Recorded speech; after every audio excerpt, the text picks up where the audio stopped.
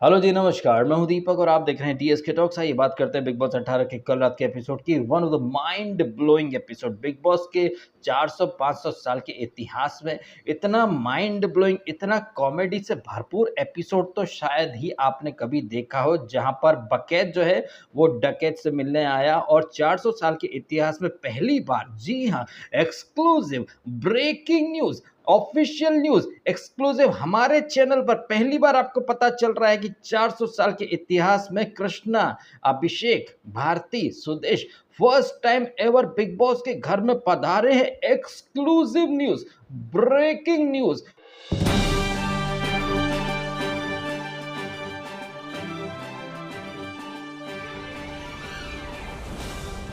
अब ये अलग बात है कि कृष्णा, भारती और ये सुदेश लहरी अभी बिग बॉस 17 में ही आकर के गए हैं। हर साल आप इन्हें देखते हैं एक परंपरा, प्रतिष्ठा और अनुशासन की तरह। इनफैक्ट कल रात के एपिसोड में तो भारती सिंह ने खुद ही खुद को ट्रोल भी कर दिया कि बिग बॉस का ये जो कलर्स का जो मायका है, यहाँ पर 30% आरक्षण है। भारती, कृष्णा, सुदेश लहरी, सुनील ग्रोवर और उसका जो हस्बैंड है भारती का, हर्ष। मेरे कहने का तो एक ही मतलब है भाई साहब कि वो चेहरे, वो घिसे पिटे जोक्स, वो घिसे पिटे सेगमेंट जो आप हर साल हर सीजन में देखते हैं, भला कोई उसे ब्रेकिंग न्यूज या एक्सक्लूसिव बोल करके ऑडियंस पर कैसे चिपका सकता है। और ऑडियंस भी है कतई बेवकूफ, जो मतलब क्या ही बोला जाए। एनीवेज, तो हर साल की तरह परंपरा, प्रतिष्ठा और अनुशासन का चोला पहन करके ये कृष्णा, सुदेश और ये भारती वगैरह आते हैं। इनके साथ साथ वो जो पिक्चर आई है विकी विद्या का, वो वाला वीडियो, तो उसकी हीरोइन तृप्ति डिमरी, पता नहीं कहाँ से लोगों को ये हीरोइन लगती है। सिर्फ एनिमल फिल्म में थोड़े से बोल्ड सीन क्या दे दिए, सारे हम फर्स्ट बोल करके उसको साइन करने पहुंच गए, जबकि न शक्ल न सूरत,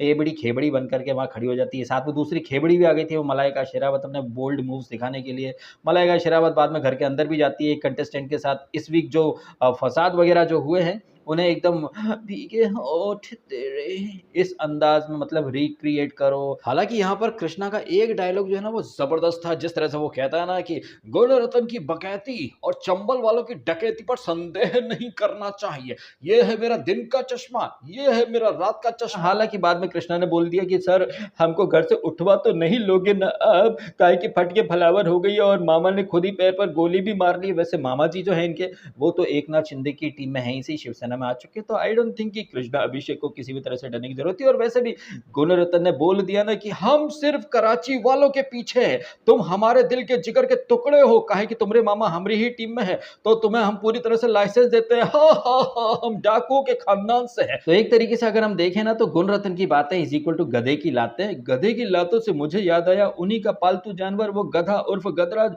वैसे मित्रों, कल रात के एपिसोड में जबरदस्त बिल्टअप और सस्पेंस वाला ड्रामा करके किसका एलिमिनेशन हुआ है? कल रात के एपिसोड में एलिमिनेशन हुआ है गधराज का। अब वो तमाम लोग जिनके आप लोगों ने वोटिंग ट्रेंड देखे होंगे, क्या उनमें से किसी ने भी आपको बताया कि गधराज को कितने प्रतिशत वोट आए? इतने प्रतिशत मेल्स ने गधराज को वोट करा, इतने प्रतिशत फीमेल्स ने गधराज को वोट करा, लेकिन 100 नहीं, पूरे 1000% गधों ने वो फेक वोटिंग ट्रेंड को जरूर फॉलो किया होगा। जबकि वो जो लोग वोटिंग ट्रेंड डालते हैं, उन्हें तो एडवांस में पता चल जाता है कि भाई कोई एलिमिनेशन वगैरह नहीं होगा। एक बात यार मैं बार-बार बोलता हूँ और मेरे को भी अच्छा नहीं लग रहा है कि मैं अपने शब्द बार-बार रिपीट करूँ, बार-बार वही बातें दोहराऊँ, बट ये चीज़ें आप हर वीक देखेंगे, हर सीज़न में आपने ये चीज़ें देखी हैं। फिर भी लोग मतलब अवेयर नहीं हो रहे हैं, उन्हें अभी भी समझ में नहीं आ रहा कि चीज़ें कैसे वेल प्लान्ड होती हैं, कैसे वहाँ पर एमजी का एक टुनटुना होता है, जब तक वो एमजी क्लॉज़ खत्म नहीं होगा, तब तक कोई कंटेस्टेंट बाहर नहीं जाएगा। ये चीज़ें आपने पीछे के सीज़न में भी देखी हैं। और मेकर जो हैं, वो अपनी प्लानिंग, अपनी स्क्रिप्टिंग कैसे इम्प्लीमेंट करते हैं, ये मुझे फिर से दोहराना पड़ेगा क्या? अभी आपने थोड़े टाइम पहले ही देखा ना बिग बॉस ओटीटी में, जिनकी ज़्यादा बल्क में फैन फॉलोइंग थी, उन्हें बगैर वोटिंग में लाए निकाल दिया, सो दैट मेकर जिसे विनर बनाना चाहते हैं, उसे आराम से विनर बना सके। मैं बात कर रहा हूँ मादा मकबूल की। आपने देखा था बिग बॉस 17 के अंदर वो कौन था, जोकर राइडर, जिसे एल्विश आर्मी का भी सपोर्ट था, लेकिन उसे बगैर वोटिंग लाए घर वालों। बताओ किसका कंट्रीब्यूशन कम है? तो भाई जोकर द राइडर तू निकल जा। तो यार इतनी सब चीज़ें आपने देखी हैं। और कल रात के एपिसोड में अगर आपने कुछ चीज़ें ध्यान से देखी होंगी, तो आई एम श्योर आपने अच्छे से डिकोड कर लिया होगा कि वहाँ पर स्क्रिप्ट जो है वो क्या है और उसे कैसे इम्प्लीमेंट किया जाएगा। और ये जो स्क्रिप्ट है, ये आपने ग्रैंड प्रीमियर से ही देख रखी है, जब वो स्टेज के ऊपर विवेन डिसेना उर्फ शेखू की एंट्री होती है, तो आपने तो देखा ही था, फ्यूचर के नाम पर ये हैं हमारे टॉप 2 कौन? विवियन और एलिस। साथ ही साथ आपने फ्यूचर के नाम पर विवियन डिसाइनर ने करा एक महिला सदस्य के साथ बात करना बंद। विवियन डिसाइनर लेकर गया माउथ फ्रेशनर का स्टॉक, और क्या था कि घर वालों ने किया भारी मात्रा में विवियन को नॉमिनेट। ये जो भविष्य के नाम पर जो बातें बताई गई थी, वो भविष्य की बातें नहीं, वो एक सिंपल सी स्क्रिप्ट है जिसे कि विवियन डिसाइनर ने आते से फॉलो करना शुरू कर दिया। और जिस महिला सदस्य से उन्होंने बात करना बंद करी, वो कौन है? वो चाहत पांडे। बिल्कुल वैसे ही जैसे रश्मि वर्सेस सिद्धार्थ शुक्ला की राइवलरी जानबूझ करके थोपी गई, या फिर आपने बिग बॉस 16 में देखा था वो कलर्स के ही दो बड़े फेस निम्मो और वो जग्गा जबरदस्ती में लड़ते भिड़ते थे आपस में, कोई मुद्दा नहीं, कोई फाइट नहीं, चिंदी पिंदी रोटी के ऊपर ये लोग लड़ लिया करते थे। तो ये सारी चीजें जो कि यहाँ पर सलमान खान फ्यूचर के नाम पर आपको चिपका रहे थे, वो कुछ और नहीं, सामान्य भाषा में इसी को स्क्रिप्ट बोला जाता है, जो कि हर कोई इम्प्लीमेंट कर रहा है, अपने अपने कैरेक्टर को प्ले कर रहा है। समझदार इंसान समझ जाएंगे, जो ना समझे तो वो वोटिंग ट्रेंड या पोगो देखो भाई। तो जो स्क्रिप्ट है ना, उसके छोटे छोटे ट्रेलर आपको देखने को मिल रहे हैं कि आने वाले टाइम में करण और विवियन हो सकता है राइवल बन जाए, दूसरे के शत्रु बन जाए, बाहुबली और भल्ला की तरह, और दोनों ही एक दूसरे को नॉमिनेट करें, बिकॉज ये तो होने ही वाला है। और ये जो पिछले 2 दिनों से आलू के ऊपर, दूध के ऊपर, अनाज के ऊपर जो फाइट्स हो रही हैं, आपने देखा भी होगा ना, एक दिन पहले के एपिसोड में वो मुस्कान जो कि दिखती नहीं है, तो उसको माइंड कोच साहब जो है वो ट्रेनिंग दे रहे थे। शहजादा को भी तो वो बोल रहे थे कि तुम इससे ऊंची आवाज में बात करना, फिर बाद में चुप हो जाना, फेक फाइट वगैरह करो। देखो तो ये सारी चीजें कैसे, मतलब है यार, अब तो कोई मतलब 5वीं छठी का बच्चा भी सारी चीज़ों को अगर रिकलेक्ट करेगा या डॉट्स कनेक्ट करेगा, तो वो समझ जाएगा कि सब पहले से सबको रोल दिए गए हैं और सब अपने अपने कैरेक्टर्स को शिद्दत से निभा रहे हैं।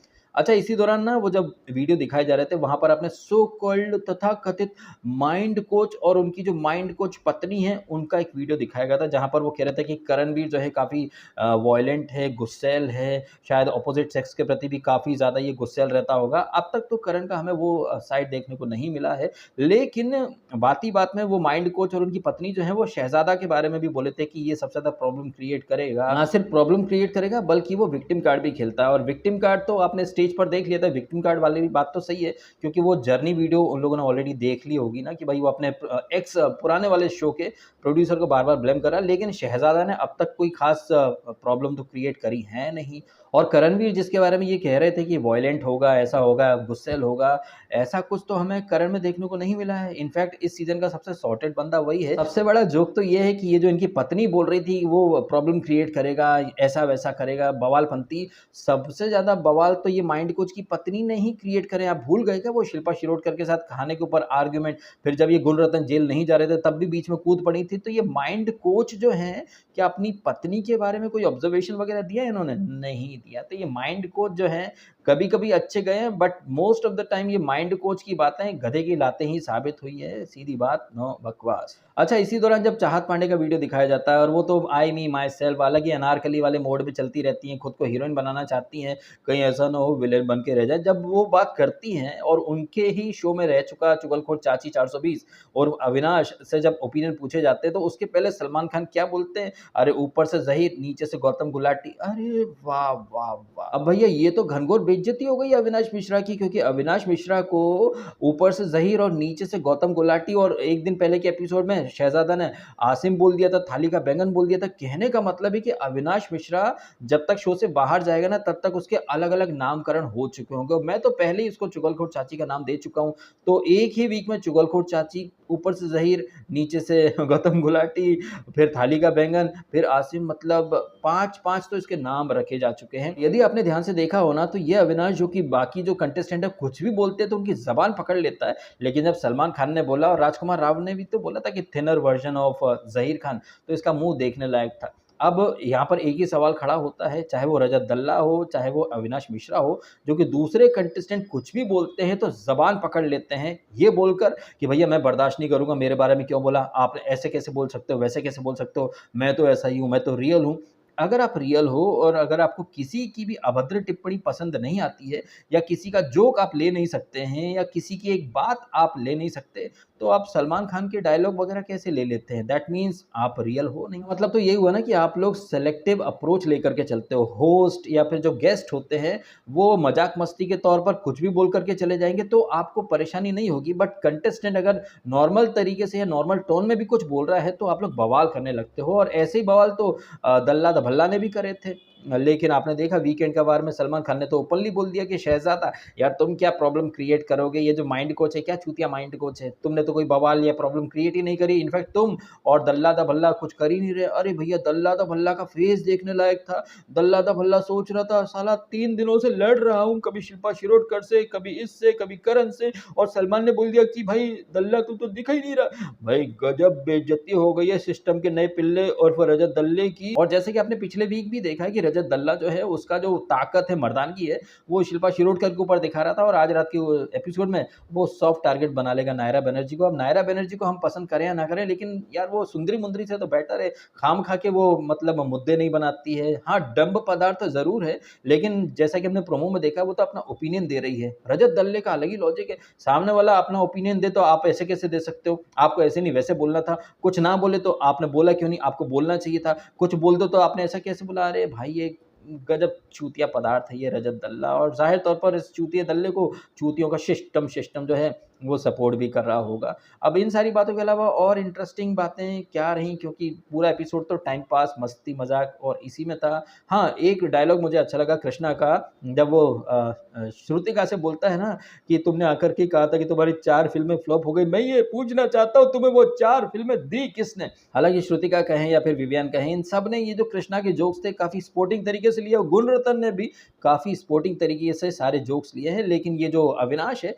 आई थिंक इसको जोक भी समझ में नहीं आते हैं, इसको कुछ भी समझ में नहीं आता, और बाद में एकदम शादी में रूठ हुए फूफा की तरह मुँह फुला करके बैठ गया। फिर इसकी सुंदरी मुंदरी जो है इसको समझाने भी आ रही हैं। सुंदरी मुंदरी को खुद समझने की ज़रूरत है कि वो खुद कितनी नेगेटिव जा रही हैं।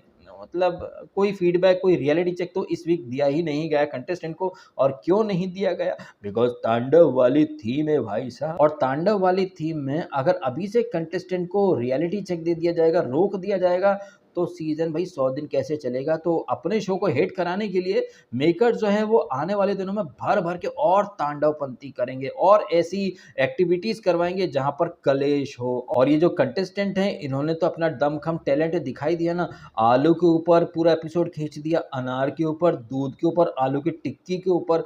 मतलब ऐसा है कि ये जो कंटेस्टेंट है, बड़े तेजस्वी कंटेस्टेंट है भाई साहब। बिग बॉस एक हिंट देगा अपने स्टोर रूम के थ्रू या फिर कन्फेशन रूम के थ्रू, क्योंकि हमें तो 24 घंटे में कुछ-कुछ चीज़ें जो होती हैं वही दिखाई जाती हैं, सारी चीज़ें तो नहीं दिखाई जाती ना। बिल्कुल वैसे ही जैसे कि आपने जब ये गधराज का एलिमिनेशन अनाउंस होता है, तो सलमान ने क्या बोला था कि उस कंटेस्टेंट ने खुद रिक्वेस्ट करी थी, हम उसे निकाल रहे हैं, और वहीं पर इंस्टेंटली इन लोगों ने गुणरत्न का चेहरा भी दिखा दिया था, ऐसे मुंडी हिलाते हुए। तो इससे हमें पता चल रहा है कि शायद गुणरत्न ने ऑलरेडी बोल दिया होगा कि भैया 1 वीक के लिए ही लेकर के आना उस गधे को, फिर निकाल देना, और शायद अगले वीक गुणरत्न खुद भी निकल जाए। यू नेवर नो, 2 वीक का वो टाइम पास करने के लिए यहाँ पर आया हूँ, बिकॉज़ बाहर काफ़ी सारे हाई प्रोफाइल केसेस हैं भाई साहब। अब देखते हैं कि आज के एपिसोड के बाद वो स्टार लॉर्ड नहीं, स्टार लॉर्ड तो यार एमसीयू में है। अरे टाइम लॉर्ड, हाँ, टाइम लॉर्ड वाली टास्क, फिर बाद में नॉमिनेशन टास्क होगी। देखते हैं कि कौन-कौन नॉमिनेट होता है, कौन बनता है घर का टाइम लॉर्ड। प्रोमो तो काफ़ी तूफ़ानी है, एपिसोड कितना तूफ़ानी होगा ये देखेंगे आज रात को हम लोग। फिलहाल आप कमेंट करके बताइएगा। जिस तरह से कल बकैती, डकैती, टाइम पास और ये लाफ्टर शेफ को यहाँ पर घुसेड़ दिया, सलमान वो आलू का पराठा, क्या गोभी का पराठा बना रहे हैं। अब ऐसी फालतू चीज़ों के ऊपर भी ब्रेकिंग न्यूज़, कृष्णा की एक्सक्लूसिव एंट्री सिर्फ हमारे चैनल पर देखिए दिखाई, वही सड़ी-सड़ाई चीज़ों को ब्रेकिंग न्यूज़ बोलकर अब तो बेचना बंद करो यारो। क्या बोलूँ मैं? चलो ठीक है, वीडियो खत्म करता हूँ। Thank you so much.